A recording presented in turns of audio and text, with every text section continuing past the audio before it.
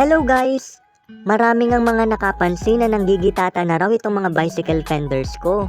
Kaya naman, naisipan kong palitan na lang ang mga ito ng mga panibagong fenders.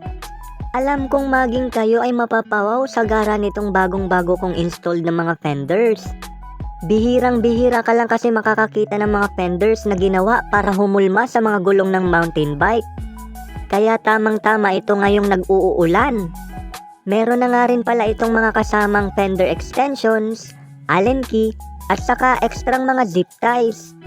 Hinding-hindi ka rin pagpapawisan sa pag-install nito sa mountain bike. Ipihit mo lang dito, at konting ikot mo lang doon. Hayan, ready to go ka na. Paano ba yan? Kailangan ko pang maghanda ng makapag-bike ride na. Kaya huwag niyong kalilimutan na i-double tap ang inyong screen at i-follow ako para updated kayo lagi sa mga susunod ko pang mga videos. Ito ang inyong Bicolanong Hardinero Plan, Kuya.